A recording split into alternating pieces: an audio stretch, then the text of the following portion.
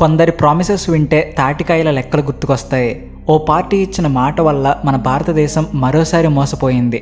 మొన్నటి వరకు ఒకలా ఉంటే ఇప్పుడు మళ్ళీ కొత్తగా ఇస్లామిక్ జిహాద్ అనే పిచ్చి పట్టుకుని మన పాకిస్తాన్ మళ్ళీ బంగ్లాదేశ్ గుమ్మం దాకా వచ్చి నిలబడ్డారు. ఇప్పుడు నేను చెప్పే ఈ 5 ఇంపార్టెంట్ న్యూస్ వింటేనే మీకు అసలు ఈ సమస్య ఎంత పెద్దదో తెలుస్తుంది. ఇంకొక ముఖ్యమైన విషయం ఏమిటి అంటే మన రాజ్నాథ్ సింగ్ గారు కూడా బంగ్లాదేశ్లోని ఒక లీడర్కి హిందీలో డైరెక్ట్గా వార్నింగ్ ఇచ్చారు. నీ నాలుకను అదుపులో పెట్టుకో యూనస్ అని ఫైర్ అయ్యారు. అసలు ఆయన అంత కోపంగా మాట్లాడడానికి కారణం ఏమిటి, అసలు ఇంతకీ ఏం జరిగింది తెలుసుకోబోయే ముందు చిన్న రిక్వెస్ట్, మీరు మా ఛానల్ సబ్స్క్రైబ్ చేసుకోకపోతే వెంటనే సబ్స్క్రైబ్ చేసుకోండి. కామెంట్ సెక్షన్లో జై హింద్ అని రాయడం మర్చిపోకండి. పాకిస్తాన్ మాల్దీవుల గుండా చాలా దూరం ప్రయాణించి చివరికి బంగ్లాదేశ్ మెయిన్ డోర్ దగ్గర వచ్చి నిలబడింది. అది కూడా ఏదో చిన్న పడవతో కాదు, ఏకంగా యుద్ధ నౌకతో. 1971లో బంగ్లాదేశ్ యుద్ధం జరిగిన తర్వాత మొదటిసారిగా అమెరికా తన యుద్ధ నౌకలను హిందూ మహాసముద్రంలోకి తీసుకువచ్చింది. ఇప్పుడు అది కూడా బంగ్లాదేశ్ యుద్ధ నౌకల పక్కన వచ్చి నిలబడింది.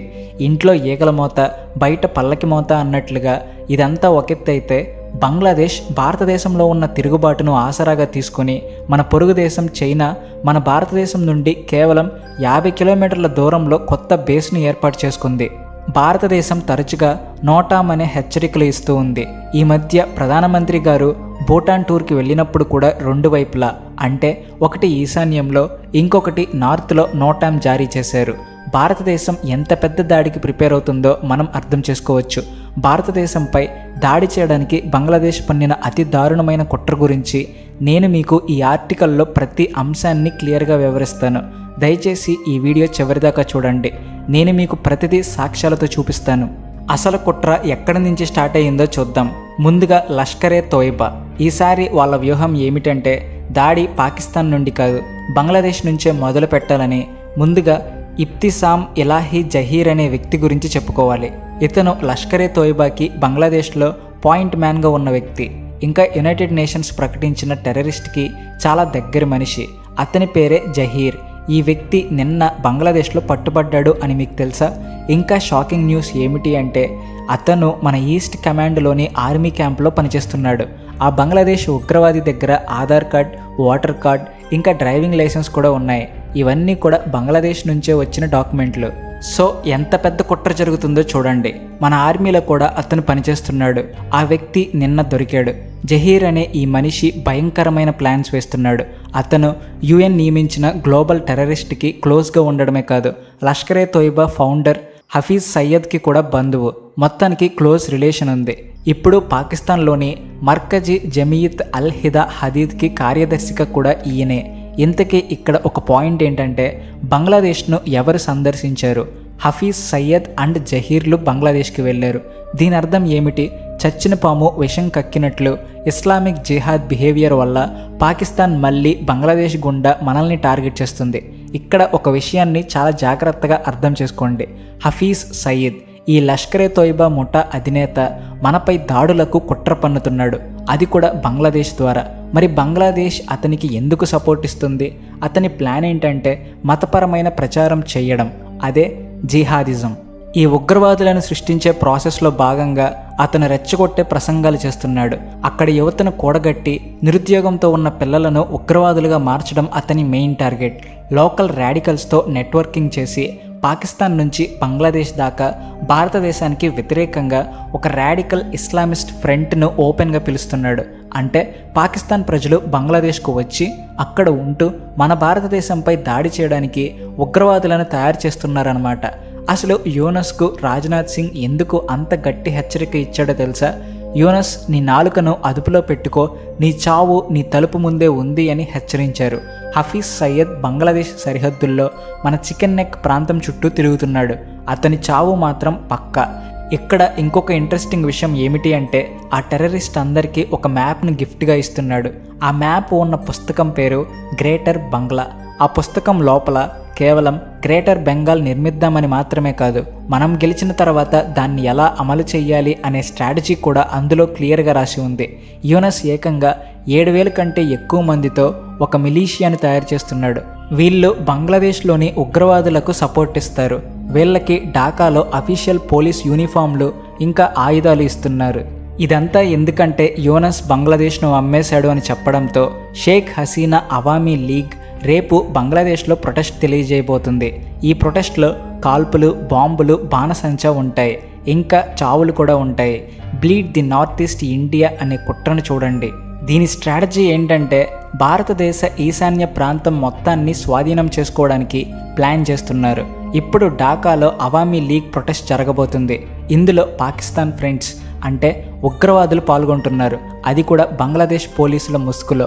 ఆ ప్రొటెస్ట్లో భారత వ్యతిరేక శక్తులు అన్నీ అందులో పాల్గొంటాయి. వాళ్ళు షేక్ హసీనా అవామీ ప్రభుత్వానికి వ్యతిరేకంగా కాల్పులు జరుపుతారు. అప్పుడు మహమ్మద్ యూనస్ నేతృత్వంలోని కొత్త పాలన ఏం చేస్తుందంటే, నేను ఉగ్రవాదులందరినీ ఉగ్రవాదులుగా ముద్ర వేసి వారి స్థలాల్లో భయంకరమైన పాలనను ప్రారంభిస్తాను అని అంటాడు. ఈ ప్రచారం వెనుక హఫీజ్ సయ్యద్ ఇంకా జహీర్ ఉన్నారు. వీళ్ళు పాకిస్తాన్ నుంచి కాకుండా బంగ్లాదేశ్ నుంచే దాడి చేస్తారు. ఇప్పుడు మనం 5 సంఘటనలను వివరంగా చూద్దాం. మన రక్షణ మంత్రి గారు డైరెక్ట్గా యూనస్తో మాటలు అదుపులో పెట్టుకో అని ఎందుకు అన్నారు? ఎందుకంటే పాకిస్తాన్తో మనకున్న టెన్షన్ అలాంటిది. బంగ్లాదేశ్తో మనకు వద్దు. బంగ్లాదేశ్ను ఇండియా పుట్టించిందని వాళ్ళు మర్చిపోకూడదు. తప్పు చేస్తే మీతో మాకు గొడవ వద్దు అని చెబుతాం. ఇది ఫస్ట్ వార్నింగ్. తాలిబాన్లతో పాకిస్తాన్ చర్చలు ఫెయిల్ అయ్యాయి. తాలిబాన్లు బహిరంగంగా పాకిస్తాన్ను ఛాలెంజ్ చేస్తూ, మాకు ఎయిర్ ఫోర్స్ లేదు, వ్యూహాత్మక ఆయుధాలు లేవు, కానీ మేము అమెరికాని 20 ఏళ్ళు గెలవనివ్వలేదు, మీరేంటి, మీ స్థాయి ఏంటి, మీరే మరికొన్ని దేశాల మీద డిపెండ్ అయ్యారు, ఇక మీకు మాకు చేసేదేంటి అని అన్నారు. తెహ్రిక్ ఏ అక్బర్ పాకిస్తాన్, తెహ్రిక్ ఏ తాలిబాన్ పాకిస్తాన్ అనే 2 తీవ్రవాద సంస్థలు ఒకటయ్యాయి. ఇప్పుడు ఈ ఫ్రెండ్స్ అంతా కలిసి పాకిస్తాన్ సైన్యానికి వ్యతిరేకంగా ఫైర్ స్టార్ట్ చేస్తారు. కయ్యానికి కాలు దువ్వడం అంటే ఇదేనేమో. ఈ అల్లకల్లోలం మనకు ఒక రకంగా మంచిదే. ఎందుకంటే యుఎస్కి చెందిన క్షిపణి విధ్వంసక నౌక అయిన గెరాల్డ్ జెట్ గెరాల్డ్ బంగ్లాదేశ్ తీరంలో డాక్ చేయబడింది. 1971 నుండి ఏ యుఎస్ నౌక కూడా అక్కడికి రాలేదు. మరొక వైపు పాకిస్తాన్కి చెందిన పిఎన్ఎస్ సైఫీ అనే యుద్ధ నౌక కూడా బంగ్లాదేశ్ తీరంలో ఉంది. పాకిస్తాన్ నేవీ కెప్టెన్ కూడా బంగ్లాదేశ్లో కూర్చున్నారు. వీళ్ళు మొత్తం హిందూ మహాసముద్రం, బంగాళాఖాతం దాటి వచ్చి నిలబడ్డారంటే మన రా ఇంటెలిజెన్స్ ఇంకా ఐఎస్ఐ ఏమీ తెలియకుండా ఉంటాయా? అందుకే ప్రతిరోజు నోటామ్లు జారీ చేయబడుతున్నాయి. నవంబర్ 12 నుండి 16 వరకు కొత్త నోటామ్ జారీ అయింది. ప్రధానమంత్రి మోడీ భూటాన్ టూర్కి వెళ్ళినప్పుడు ఈ హెచ్చరిక వచ్చింది. మొత్తం కాశ్మీర్, ఉత్తర భారతదేశం ఇంకా ఈశాన్యం మొత్తం అలర్ట్లో ఉంది. దీని అర్థం ఏమిటి అంటే ఆపరేషన్ సింధూర్ను ప్లాన్ చేయకపోయినా పాకిస్తాన్ను మ్యాప్ నుండి తుడిచిపెట్టడానికి ఏ రేంజ్లో పోరాడాల్సి వస్తుందో మనకు తెలుసు. 26/11 ముంబై దాడికి సూత్రధారి ఇతనే. 60 గంటల పాటు ముంబైని వణికించిన వ్యక్తి. ఇతను ప్రస్తుతం బంగ్లాదేశ్లో తిరుగుతున్నాడు. పాకిస్తాన్ అతనికి ఫ్రీగా ఆశ్రయం ఇస్తుంది. భద్రతాపరమైన చిక్కులు ఏమిటి అంటే మన భద్రతా సంస్థలు అన్నీ హై అలర్ట్లో ఉన్నాయి. అజిత్ దోవల్ గారి పర్సనల్ స్టేట్మెంట్ ఏమిటి అంటే, కాశ్మీర్ సరిహద్దును క్లియర్ చేశాం, అక్కడ ఆర్మీ తప్ప ఉగ్రవాదులు ఉండరు అని అన్నారు. కానీ హఫీజ్ సయ్యద్ మళ్ళీ యూత్ను టార్గెట్ చేసి కాశ్మీర్, బెంగాల్ ఇంకా బంగ్లాదేశ్ యువకులను ఉగ్రవాదులుగా మారుస్తున్నాడు. రాడికల్ ఇస్లాంను వ్యాప్తి చేసి భారతదేశాన్ని నాశనం చేయాలని చూస్తున్నాడు. దీనికి తోడు అతిపెద్ద ప్రమాదకరమైన వార్త ఏమిటి అంటే చైనా పాంకాంగ్ సరస్సు దగ్గర కొత్త బేస్ కట్టింది.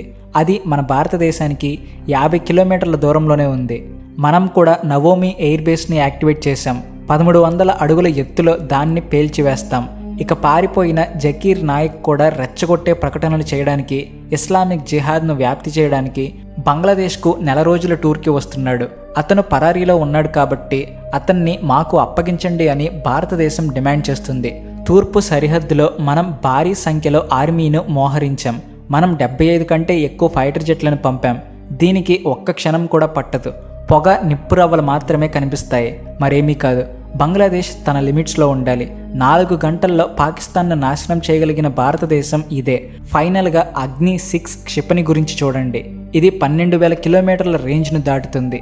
300 టన్నుల న్యూక్లియర్ పేలోడ్ను మోయగలదు. దీనికి అమెరికా భయపడుతుంది. మీకు అంత పెద్ద క్షిపణి అవసరం లేదు, టెస్ట్ చెయ్యొద్దు, లేదంటే శాంక్షన్లు విధిస్తామని అమెరికా అంటుంది. దానికి మన భారతదేశం బిహేవియర్ ఏంటో తెలుసా? మీరు శాంక్షన్లు విధించండి, మేము వాటిని ఎదుర్కొంటామని చెప్పింది. ది ఎకనామిస్ట్ కూడా దీని గురించి కామెంట్ చేసింది. భారతదేశం పాకిస్తాన్తో యుద్ధం చేసింది, బంగ్లాదేశ్తో తిరుగుబాటును ఎదుర్కొంటుంది. ట్రంప్ భారీ టారిఫ్స్ విధించారు. అయినా ఇండియన్ ఎకానమీ కూలిపోవడం లేదు. ఇదే నన్ను ఆందోళనకు గురిచేస్తుంది అని రాసింది. ఇలా మన శత్రువే మన గురించి పొగుడుతుంటే సూపర్గా ఉంటుంది కదా. ఈ వీడియో మీద మీ అభిప్రాయం ఏంటో కామెంట్ సెక్షన్లో చెప్పండి. అలాగే వీడియో నచ్చితే please like and share and also thanks for watching.